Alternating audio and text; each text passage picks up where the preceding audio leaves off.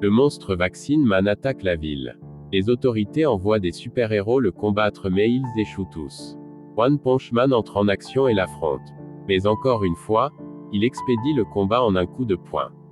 3 ans plus tôt, il était à la recherche d'un travail. Il fit la mauvaise rencontre d'un monstre, Crabotor, qui recherchait un gamin qui lui avait gribouillé sur le visage pendant qu'il faisait une sieste.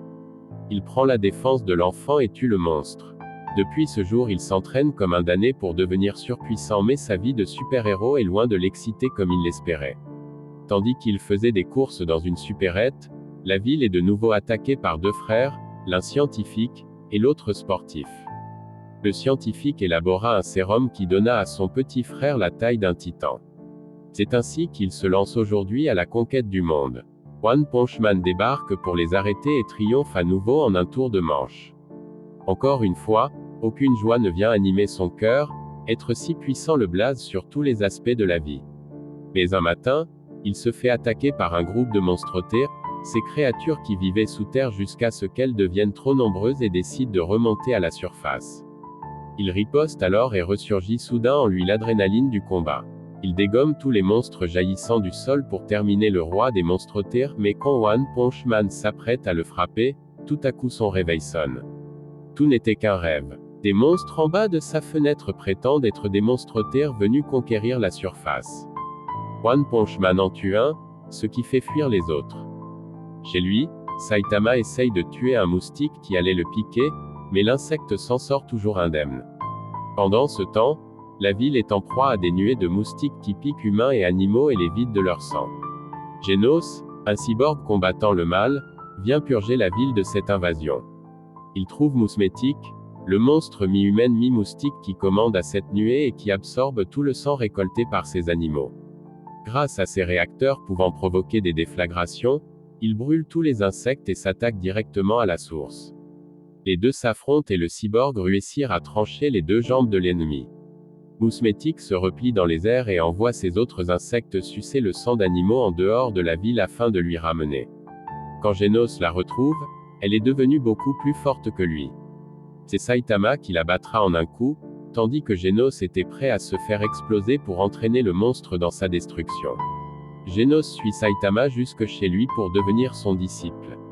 Il y a 4 ans, alors qu'il n'avait que 15 ans, sa famille a été tuée par un cyborg devenu hors de contrôle. Il rencontra le professeur Kidob qui fit de lui un cyborg et lui octroya ainsi le pouvoir de se battre. Depuis, Genos recherche le cyborg coupable du meurtre des siens tout en combattant le mal sur son chemin.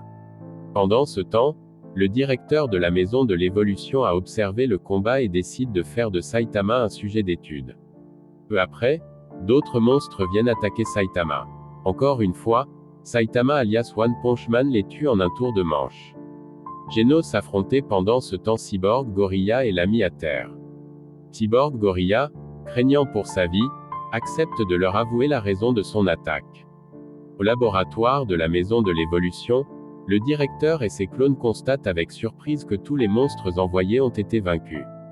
Saitama décide de s'y rendre aujourd'hui même pour régler la question et pouvoir faire tranquillement les soldes le lendemain. Arrivé sur place, Genos fait sauter tout le bâtiment. Dans les décombres, il trouve une trappe vers un passage souterrain. Pendant ce temps, le professeur va faire sortir Scaravageur de sa cellule, son expérience ratée mais doué d'une force physique exceptionnelle et lui demande de lui ramener le corps de Saitama, mort ou vif. Scaravageur vient à la rencontre de Saitama et Genos dans les couloirs.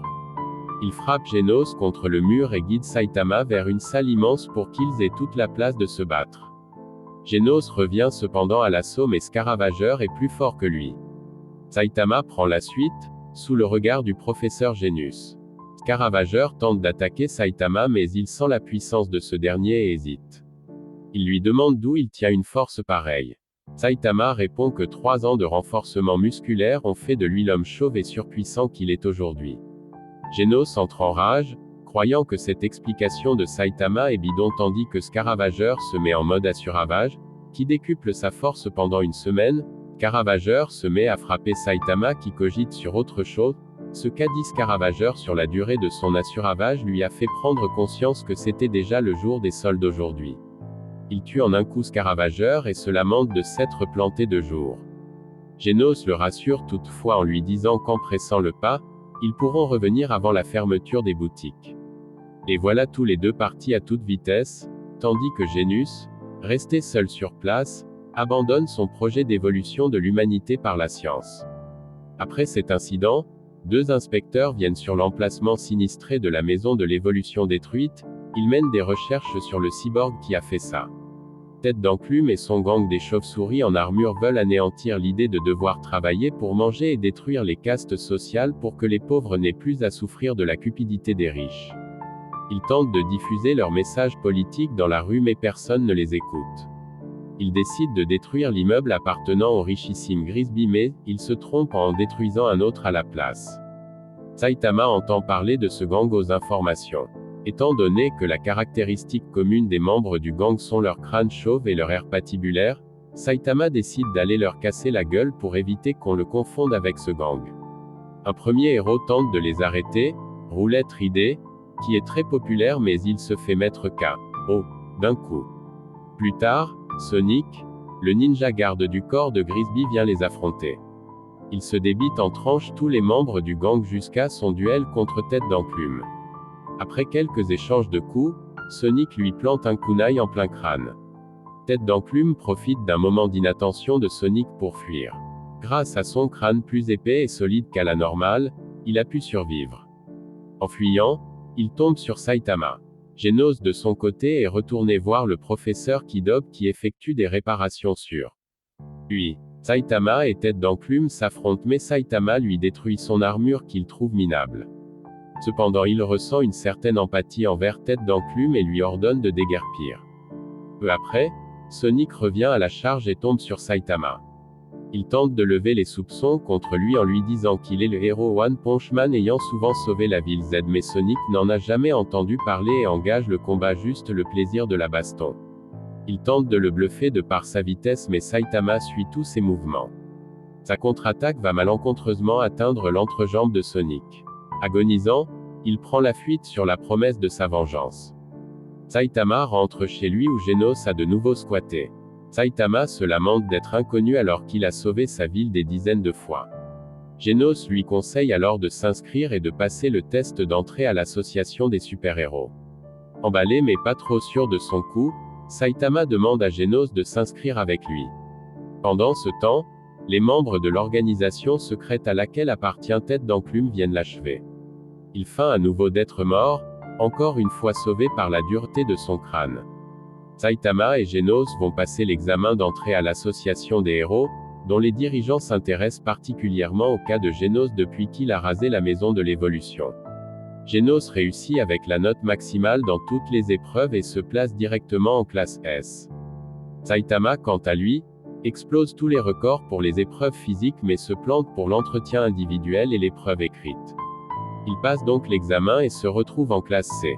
Après leur admission, Viper, un héros vétéran commence à les briefer mais le comportement grossier de Saitama l'insupporte si bien qu'après les examens, il vient défier Saitama pour le remettre à sa place. Sauf que Saitama le met à terre en un clin d'œil. Plus tard, lui et Genos s'affrontent pour l'entraînement de Genos.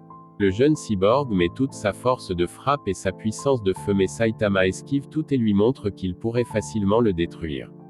Genos est une fois de plus stupéfait, puis Saitama l'invite à aller manger. Au restaurant, Genos remporte un concours de gros mangeurs, avant que Monsieur Bogos, un héros très populaire et haut classé, vienne le voir. Il jauge la personnalité de Genos tandis que ce dernier se tient prêt à se battre, croyant qu'il s'agit là de bizutage comme pour Saitama et Viper plus tôt.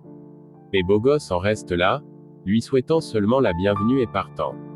Dans la soirée, Genos arrive chez Saitama avec toutes ses affaires pour y emménager. La grosse liasse de billets apportée par Genos en guise de loyer aura tôt fait de convaincre Saitama de le laisser s'installer chez lui. 5 jours ont passé depuis son entrée dans l'association des héros, 5 jours de calme complet, aucune nouvelle attaque. Genos lui fait cependant remarquer que les héros de classe C doivent accomplir au moins une action de héros chaque semaine en cherchant en ville des problèmes pour les résoudre. Saitama panique alors car l'échéance est proche. Genos lui demande avant des enseignements pour l'aider à s'améliorer lui-même. Saitama, en panne d'idées sur la manière dont un cyborg pourrait devenir plus fort, lui suggère de s'employer à atteindre le top 10 de la classe S des super-héros. Saitama se met à faire toute la ville de long en large et en travers, mais rien, pas un petit larcin. C'est alors que Sonic retrouve Saitama pour se venger de lui, mais il l'ignore, disant avoir plus important à faire. Tiger Marcel, héros dans le top 10 de la classe C, débarque pour reprocher à Saitama d'effrayer la population à force de courir partout dans tous les sens. Sonic met tout à coup Tiger Marcel KO, qui est un simple gêneur à ses yeux. Il se met ensuite à attaquer les gens au hasard pour pousser Saitama à l'affronter. Voici donc le malfrat qu'il cherchait afin de remplir son quota d'activités et il l'assomme d'un coup. Après